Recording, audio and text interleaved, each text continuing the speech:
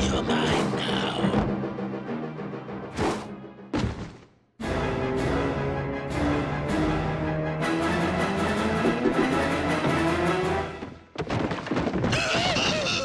So I've been playing Clock Tower 3.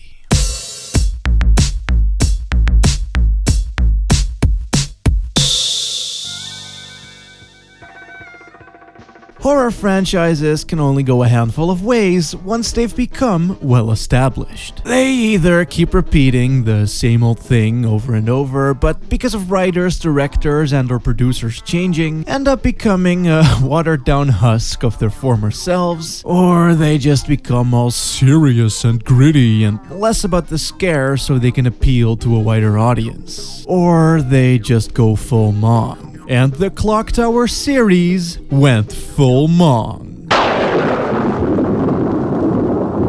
Clock Tower was once a series produced by Human Entertainment. They were simple Japanese point-and-click horror games generally revolving around you playing as a teenage girl being chased around by a monster. Mostly just the now quote-unquote iconic Scissor Man. And while it wasn't a very intelligent series by any means, compared to most other horror franchises, it felt fairly comfortable in the generic but good category. That is, until Capcom came along and swooped up the license when Human Entertainment filed for bankruptcy. And, well, Capcom at the time was mostly known for things like, wow, what a mansion! And I should have been the one to fill your dark soul with light! And thusly, it now follows the tale of a young English high school student called Alessa, and her best friend and total cuckboy Ronald Weasley. One day, Alessa receives a letter and a phone call from her mum at the exact same time, who tells her not to come home for her own safety.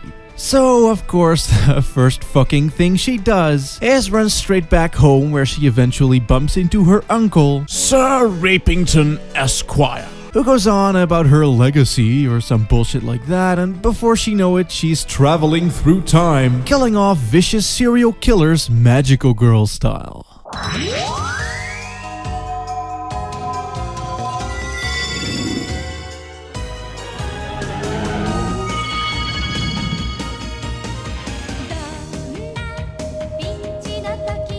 You'd think that a story as batshit as this could only come from the usual suspects of severely botched storytelling over at Capcom. But somehow this was actually directed by Kinji Fukasaku, who's highly regarded in Japan and has films dating all the way back to the 70s. And that's also the thing.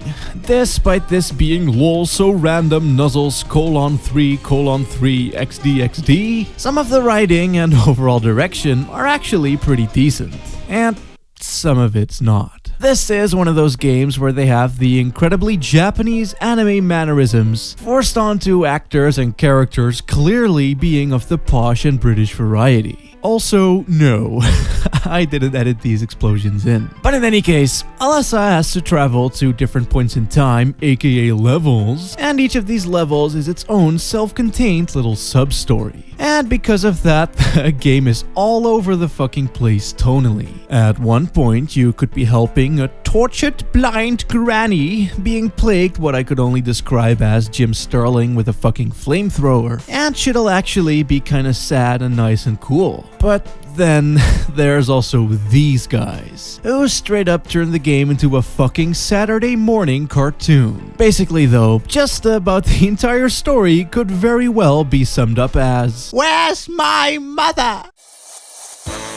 Where Capcom clearly revolutionized this pauper series from a story standpoint, as far as the gameplay goes, they left it mostly untouched. You know what they say, if it's broke, go fuck yourself. Much like Clock Tower's earlier outings, its gameplay revolves around running and hiding from a single enemy that'll more or less aimlessly bumblefuck around the stage as you try and sort out some rather rudimentary puzzles. As I said before, Alessa travels through a handful of different time periods, and each one of these is home to its own serial killer. And there's also a bunch of ghosts that float about who still have ties to the world of the living, which basically means that you need to find them some jewelry so they can move the fuck on and leave behind some items that you can use. These items include things like an invisibility band, which will let you turn invisible, and also some lavender water, so you can make shit smell nice and reduce Alyssa's panic. Cause, you know, I'd probably be shitting myself too if I had this guy trying to fling his axe at my panties. And that's also the game's main mechanic. The panic meter is a bar that fills up when Alyssa gets hurt, frightened, or threatened. Once full, she'll go insane for a bit and become very hard to control, and if you then get attacked while in this state, you will die. And of course, you either need to use items or find a place to hide to make shit go down. Luckily, the game's AI is about as witty as my sense of humor without a script. And thusly, they'll totes be confused whenever you stand behind a transparent curtain. I'm half tempted to call this bad, but given the frequency of their appearances, I'd say that this at least keeps the game from becoming a frustrating piece of shit. In a way though, the stupid AI is kinda balanced out by how legit threatening these guys can be. For one, the game does have actual jump scares, and you can also die from a single hit unless one has a type of protective charm that'll take the blow for you. So, like, imagine that you just did some puzzle stuff, and you backtrack a little in order to save, but then the bad guy comes along and he hits you, and because of the jump scare accompanying it, Alyssa goes full Mong instantly and starts flailing around like an idiot, making it so that you could potentially lose all of your progress from just one simple little pop scare. So not only is shit actually a wee bit scary at times, but the jump scares also affect you mechanically, adding to El pánico. It's the fact that the game doesn't have tank controls, but instead has Alyssa spinning around her own axis when you pull a 180. My guess is that they did this to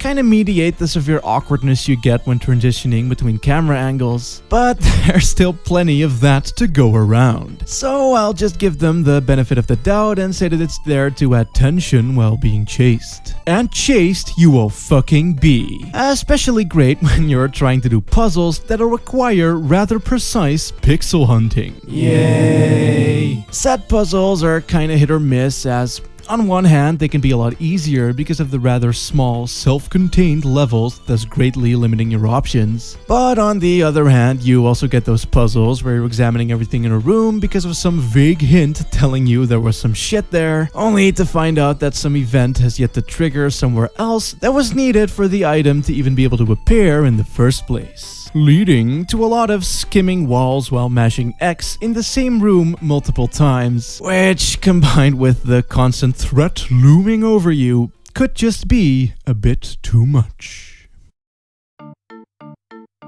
Now, where this game really shines is during the action-packed, adrenaline-filled one-on-one boss battles. These bosses are, something else entirely. Like, literally. Basically though, Alyssa pulls a Sailor Moon and takes out her holy bow and arrow because of the prophecy or some bullshit like that.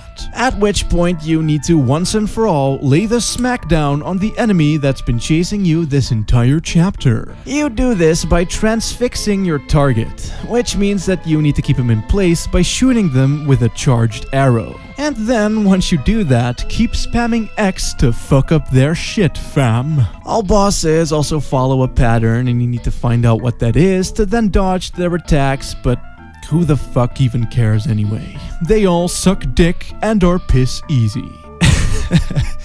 Yeah, while I won't deny the satisfaction of finally killing the thing that's been bugging you for the past hour, all bosses just seem to end up boiling down to you running away for about a minute until they do their taunt animation, and then you get to do some transfixing. The thing is about this as well is that their health bars straight up lie, as every boss battle seems to end about halfway through, so I don't know, man. Maybe there's some kind of mechanic behind this, but nothing the game ever bothered to explain either way. is okay. The gameplay is very cookie-cutter Capcom, which works, but then they also added a bunch of other shit which clearly doesn't work. And the story is just so very weird and bizarre that I doubt it's gonna appeal to a lot of people, let alone those looking for a horror game. Or, you know, a fucking clock tower game. Though I'd be lying if I said that I didn't enjoy it at all, and the game does also actually turn into a legit horror game at least 2 or 3 times. Where it'll have some pretty scary music, enemies, characters. The serial killers themselves are quite something especially. And the notes you'll find throughout the game are way above itchy tasty levels of writing and actually build shit up fairly well. So, If you happen to be really into PS2 era survival horror games, then you probably already own it. but if not, Then it might be worth an emulate.